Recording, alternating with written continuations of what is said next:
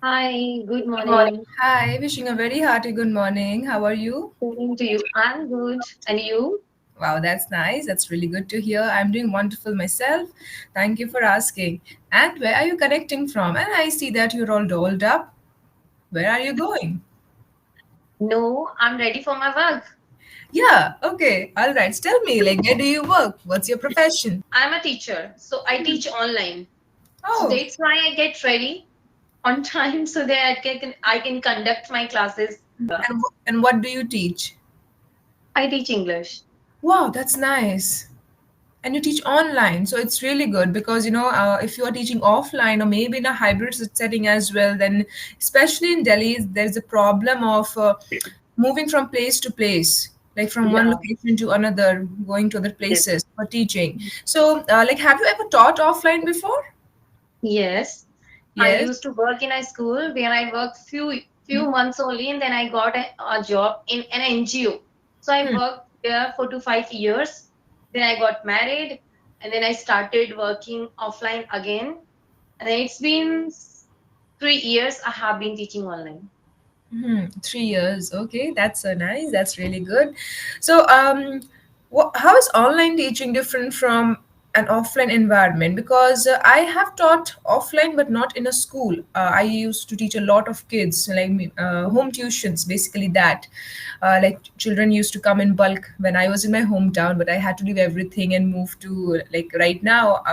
I usually live in Jaipur, but now, right now I'm in Gurgaon, so I had to leave everything and like move from West Bengal because I come from West Bengal to Jaipur. So that's what happened. So then I started teaching online. So you tell me about your experience. How is it different from an offline environment? My husband has a government job. Hmm. He has a transferable job actually.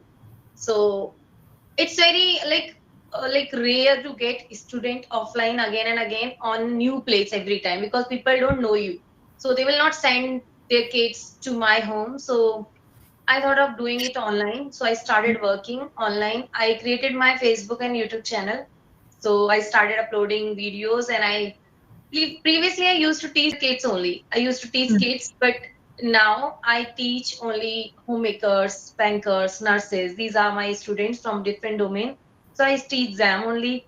And previously when I used to teach offline, at that time it was good because they were only kids. But I started teaching online, so I feel more comfortable and more confident also because I don't have to go anywhere. I get a student online and I start teaching them, and I know what they are going to ask. I'm quite good in grammar, but Hmm. I'm not so good in speaking. Somehow I manage, and I try to give them best, and I try to make them how to speak English fluently. And some of them, they are able to speak fluently more than me, better than me, because they practice every day. And some of them, they have environment. So I started in this way, and now I can speak and I can communicate. Yeah, definitely. So, speaking, knowing English, literature, writing, all these things are completely different aspects of it. Yes.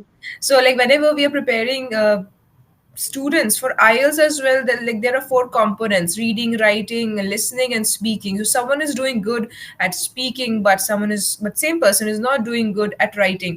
So, it's like it's like a holistic approach kind of a thing. You have to approach this language as a whole holistically. You cannot just leave something, because nowadays as well, a lot of companies expect that you should know reading, speaking and writing. Like, you should be fluent in both of these things, speaking and writing. Speaking is essential in order to establish connections, but writing is also equally important because everything runs on mail nowadays. Yes, very Yes. true. Yeah. So I do understand your hassle, like moving from one place to another because your husband has a transferable job. So that's the reason why you chose to teach online. So how is your journey? How was your journey like? Like, how did you start, and what were the tribulations that you faced in your initial stage? I would love to tell you, I used to teach in an NGO where I used to get student in a bulk, and I was so happy. And I used to get salary from that NGO. So after getting married, I stopped teaching. I started learning everything from the scratch, and then I started working online. Before teaching online, I created my channel. So in this way, I started. At that time, it was very difficult. I was not able to speak for 10 minutes or 5 minutes also. But slowly and gradually, I started working on me, and still I'm doing the same. But when it's come to make others understand in any like grammatical topic, Hmm. so I'm quite good at it. But in speaking, I still face difficulties. That's Hmm. my problem. Okay, all right. I'm still working on myself, not me. Okay, I'm still working on myself. Yes, and it's always good at. I mean, this is a fixed preposition, it never changes. Whatever you are using it for, always use preposition at with the word good. Mhm. Okay, so this is a very common problem. Like if you tell me to describe this phone, the features of this phone, because I want to sell this to you. So if I do not know about it, I am not really versed with this language, I won't be able to explain things about it. But if I know about something, like in your case, you know everything about grammar, you have a lot of knowledge about it, you would be able to explain it, right? So the subject knowledge also matters a lot, and I'll tell you what you can do to improve this. Like you just try it for a week, at least a week, and then you'll see a lot of like good result, definitely, because you're already an English speaker. So do you remember, like when we started communicating, when we started practicing, we used to read, stories, books, any kind of books. So Were I you started into reading this? again. Yes. Yeah, that's good. You started reading again. That's wonderful. So I also read, like this is the book I'm reading right now. There are still a few pages left. Book lovers. Okay. Yes. So this is something I'm reading right now. So when we read, we just think about the plot, like how we just envision it. We visualize it Hmm. in our minds, right? Hmm. Do that. After you are done reading, close the book, and with whatever picture you have made up in your mind, just repeat the same thing, summarize the entire thing in Hmm. your own words. In this way you become good at speaking in two ways. First, descriptive speaking, and descriptive, describe how to do that in a proper way, and explanations, like how can you explain one particular thing in a better manner again and again. You get better at these two things. Sure. Okay, you should definitely try doing this. And like whenever you are going out or just looking out of the window and see something in front of you, just ask yourself, how do I explain this in English? Whatever I'm seeing in front of myself, right now I'm seeing a screen. How do I explain this entire thing in English? Okay. I see two boxes where two people are communicating with each other, right? And then there are so many tabs open. There is a laptop, there is a bottle in front of me. Everything is on a table. Basic English, but you are an advanced level speaker. You need to come up with more better sentences. Hmm. So this is what you can do. Seeing something in front of you, how can I say this in English? What would be the English for this? In this way, you would get to learn a lot of things. Okay? Yes. Any questions as of now? Yes. I read book. I learn many vocabulary, Nice. but I can remember that for few days or for few weeks only, and after that I forget. Dead. Okay. That's my problem. Yeah, you forget. Actually, our brain takes some time to remember things forever. I Yes. mean, if you practice it for 10 days and then you just keep it aside, then your brain will definitely forget. You have to constantly expose yourself to that thing, whatever the thing is, not only vocabulary, whatever the thing is related to academia. So Okay. I see that you have wonderful wallpaper behind you. I hope that you won't mind writing words on a piece of paper, like sticky note, and just pasting it over there. Yes, It yes. it won't taint the wall. Okay, I you do do on the this side. on this side. Okay, so you are doing it good, but do not take it off. You might feel that, oh, बहुत ज़्यादा हो Um, गया है, like I should take it off. No, don't take it off. we see it again and again. Again We and remember again. always. Yeah, it does Mhm. not matter if the whole wall gets filled with those sticky notes. Make Okay. it color coordinated. Pink, yellow, blue, pink, yellow, blue. It will look very beautiful like that, okay? Do that, but Surely, don't surely. take it off. Just go through it again and again. Like whenever you come back from work, like you are at home Yeah, then itself, I realize it's easy for me. you will not forget if you expose yourself to that again and again. Don't worry. Hmm. Okay. Yes. Yes.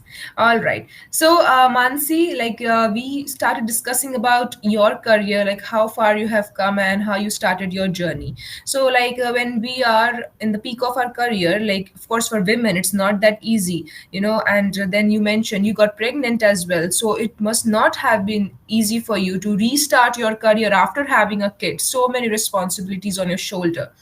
So what was that one piece of advice that you got from others, maybe, or maybe something that you advise yourself that's helping you till now, till date? I after getting married, I realized that nothing is permanent. Nobody will give you anything until you do something for yourself. And if you don't love yourself, if you don't respect yourself, if you don't care your health, nobody is going to do the same thing for yourself. So I learned this from after getting married, that I should start loving myself and caring myself. So I started working mm, on myself. And then this is what I always advise to my all viewers and my learners, that always try to give respect to yourself and love yourself, make yourself a priority. Because if you if you maintain a boundary Hmm. and you tell everybody that these are my boundaries and nobody can cross them, so people will also start following the same thing for yourself. So if you want anything in your life, you have to start for yourself first, then other will do the same. So this Hmm. is what I learned from my life. And health is also very important. We ignore health, we don't take care, and when we get sick or we get any disease in our body, at that time we realize, oh my god, now I have lost my like health. Hmm. Now I have to put my all effort to get cure myself. So it's better to take care of our health every time, so that we can never get ill, or we can never have any disease in our body. Hmm. These two things. Because mental peace is very important. If you have illness, so your mental health also disturbed, your physical health is already disturbed. Yes, and I would also like to ask you one more question, that like being an online teacher, teaching online, what happens, like you have to sit in one position for very long continuously. Like if you have Yes. for example, if you have 10 classes in a day, like just assume 10 classes, okay, so 5 hours or 10 hours, if 1 hour each class, then 10 hours, if half an hour each class, then 5 hours, okay. So sitting for 10 hours continuously, and then when you get up from that position, doesn't your back hurt? Don't you Yeah. think that we're getting older? Yes, knees also, because now I'm sitting on my bed. Because Hmm. in this, like we are, as I told you, my husband has a transferable job. So sometimes we don't get the home according to us. Sometimes we have to compromise. So here, this is 2 BHK flat, but only one room is there, and otherwise, a hall is there. So Hmm. I have to sit in this room only. So every time I fold my knees and legs, and then I sit. And when I stand up, at that time I can feel the sensation in my knees, and Hmm. at that time I feel like, oh my god, what I'm doing with my health and with my back. Hmm. So it's not good. Sometimes I don't feel that sensation, but yeah, I experience a tingling sensation in my feet.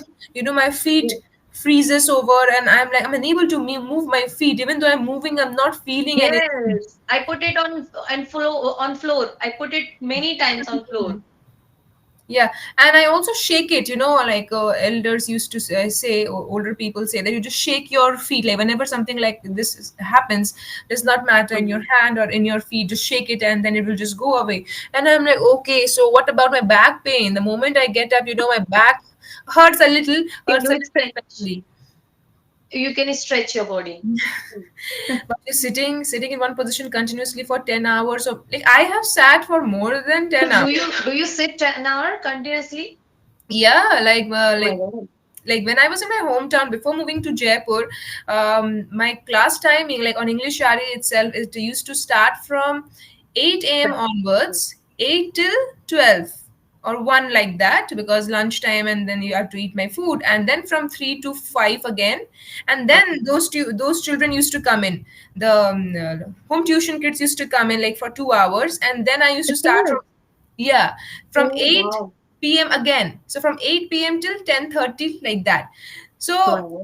it was like that, that kind of a routine. Like for like till a year, like I did that, and I was like, okay, this Teaching is is, only. no, I can teach other subjects as well, like till 10th. But when I was preparing for competitive exams, Mm-hmm. I practiced this a lot. Like I read a lot of books, What do lots you of want to be? vocabulary. Yeah, I'm so sorry. I'm working as a data analyst. So I was preparing for my MBA. So Okay. I practiced, and also preparing for other banking exams because my mother told me to. So I just did Mm-hmm. that because syllabus is same. So I learned Okay. a lot, practiced a lot. So I just got into this the How very did you first take one. interest in teaching? So there's a very funny story. I was always a good student. So when I was in undergraduation, my mother told me that you should try teaching. Like there is a child nearby, so her mother is searching for a tuition teacher. And I was like, I don't know, I don't have time. I back then I didn't know the importance of money, so I was like, okay, yeah. So I just uh, the child came in and I taught him for a year and a half, and the parents really liked and everything, so more students started coming in. I was like, okay, this is good. I mean, they keep you, light-hearted. They don't let you think about serious stuff, so this is something that's good with kids. They are Yes. funny, they are jolly, they're creative as Mhm. well. They force you to be creative. Yes. I like this a lot. And one fine day, I was just scrolling through LinkedIn, came across English Yaari, and I was like, what is this? Teaching? Okay, let's see. I don't know, whatever will happen, will happen. I just applied, not having a thing in my mind about it. I didn't know about something like this existed in India. So I just applied and I got in. So it has been going on like this for the past 1.5 year now. Okay, that's great. Mm. Yes. So I still think that offline teaching lets you connect with kids. Physical interaction is really like better when we connect with kids in an offline environment. But Yes. yeah, for convenient purposes, we do teach online, which is equally good, not bad. Yes. Yes. So you tell me, Mansi, you're talking about advisors. What do you feel about listening to your heart, okay, but taking your brain along with you as well when you make decisions? Yes. I do it because I love myself, so I always try to follow my heart every time. But sometimes I skip to use my brain at the same time. Mm. So at that time, I regret about all the things what I did in my past because I used to follow my heart only, not my mind. So Mm. it's not good. If we love ourselves, we should love our both things, like mind and heart, both together. Mm. I Okay. started doing But which one do you think helps you make the most effective decisions? my heart always. Mm. When Okay. I take decision with my heart, I feel so happy, first of all, and Mm. it gives me lots of happiness. And at the same time, I can think about more thing if I'm following my heart. At that time, I don't think about others when I'm following myself only, only my heart. That I don't want to compare myself with others. Like if I use my mind, then I will start thinking about that you are earning more than me. I should also start the same. You are making your own home. You are getting everything in your life. I don't have that thing. So in this way I will be sad or I will be unhappy, so it's better to follow my heart every time. So in this way I keep myself happy when I Mm. follow my heart. Yeah, little bit I use mind, but that is very important. Without using mind we can't do anything, so this is also very important, but not every time. If we can, like, if we really want to use mind, so use it without comparing yourself with others, or without taking lots of burden or tensions in your mind. In this case you can use, otherwise it's very difficult to use mind every time. Hmm. True. True, definitely, especially when it comes to education and the thing that you are talking about, helping the needy. This is all Hmm. about helping the needy, like people who really want to upskill themselves, right? So in such situations, we cannot think from our brains, because brain helps you think logically, and a lot of emotions have already been involved from your end in this. Like Mhm. what I can understand from whatever you just told me. If I That's use, hmm. Yeah, tell If I me. use my mind, so I can always think like, you are also earning very good from English Yaari. There are many online tutors, they are earning well, and the fees is quite very like quite expensive. Online courses are very expensive these days. So I can also think the same, but I don't want to do, because I have an urge to help